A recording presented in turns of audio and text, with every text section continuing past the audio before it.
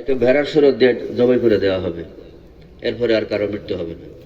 এই দুনিয়া মৃত্যু হয়, ওখানে আর মৃত্যু হবে না। বেহেশতি হলে বেহেশতি, দুজকে হলে দুজকে। কাজে ওই দেশটার জন্য একটু যাচাই বাছাই করা দরকার না?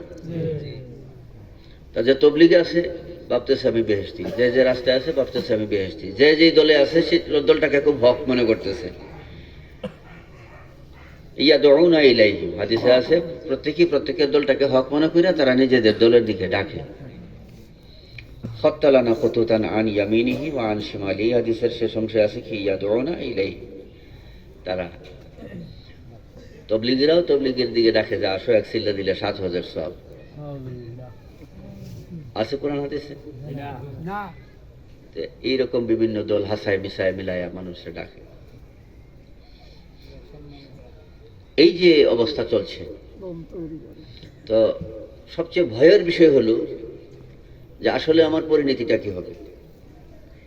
দুনিয়ার কিছু অবস্থা আছে মানুষের, এই যে এখন একটা অবস্থা চলছে, অনেক মানুষ দুনিয়াবি কারণে ভয়ভীতির মধ্যে কেউ ঘরে থাকে, কেউ পালায়ও থাকে।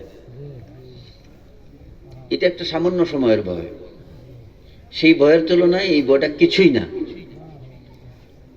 আখিরাতের ভয়টা এত ভয়াবহ একটা ভয়, যেটা হাসরের যে অবস্থা, কিয়ামতের যে প্রকম্প যখন শুরু হবে, ভয়াবহ অবস্থা যখন শুরু হবে, গর্জন যখন, কিয়ামতের গর্জন যখন মানুষ দেখবে, গর্ভধারিণী মায়ের সন্তান, পেটের যে সন্তানটা থাকবে খসা যাবে, নিভরে যাবে, কাঁচা চুলগুলো সাদা হয়ে যাবে, হাদিসে আসছে।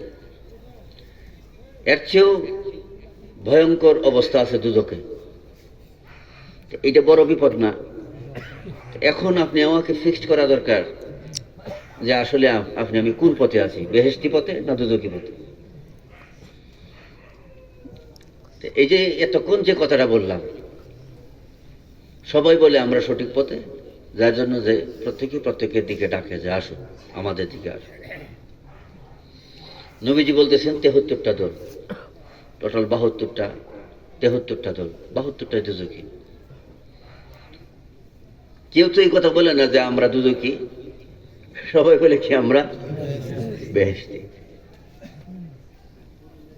৭৩ দল সবাই নামাজ রোজা হজ যাকাত টুপিদারি ফাগড়ি কুলু আছে। এই ৭৩ দলের মধ্যে কোন ৭৩ দল তো পুরোপুরি কি হয়ে গেছে, খিলাফ হয়ে গেছে, যে একজন বাকি আছে হওয়ার না, এটা কি হয়ে গেছে, খিলাফ হয়ে গেছে। সাতাফ তারিখ কাদ সিন সাউফার আগে যদি এগুলো হলো করিবের একটা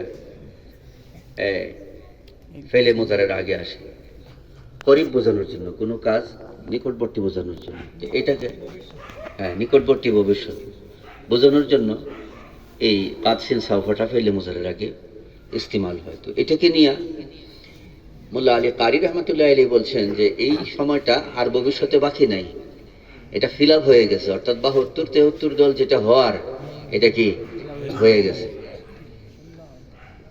কথা বুঝে আসছে বাজি?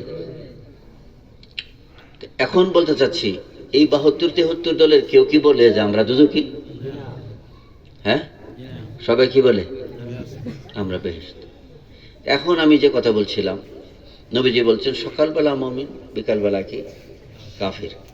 তো আসলে এই অবস্থার মধ্যে আমরা কোন দলটা, কোন পথটা আসলে বেহেশতি, কোন পথে থাকলে আমরা নাজাত পাবো, এই ভয়াবহ ফিতনার মধ্যে আমরা কোন পথে থাকলে নাজাত পাবো, এটা আমরা কার কাছে পাবো? আজকে যদি আমি বলি, আমার কথার মধ্যে তো সন্দেহ হইতে পারে। আমি তো একজন সাধারণ মানুষ আপনাদের মতোই, যে পথে থাকলে নাজাত পাওয়া যাবে এই কথা যদি আমি বলি, তো আমার কথার মধ্যে অনেকে সন্দেহ হইতে পারে, হওয়াটাই স্বাভাবিক, কারণ আমিও আপনাদের মতো একজন মানুষ, ভুল ত্রুটি থাকতে পারে, থাকবে, আছে। কিন্তু আমার চেয়ে যদি এই কথাটা শেখ আব্দুল হক মহাদেশে দেহলভি বলেন যে এই পথে থাকলে বেহেশতে যাবে, তাহলে এটা আরো বেশি গুরুত্ব হবে না? শেখ আব্দুল হক মহাদেশে দেহলভি না বলে তিনি চেয়ে আরো সিনিয়র যদি ইমামে আজম আবু হানিফা রহমতুল্লাহ আলী বলেন, তাহলে আরো বেশি যে এই পথে থাকলে বেহেশতি হবে, তাহলে এটা আরো গুরুত্বপূর্ণ হইল না?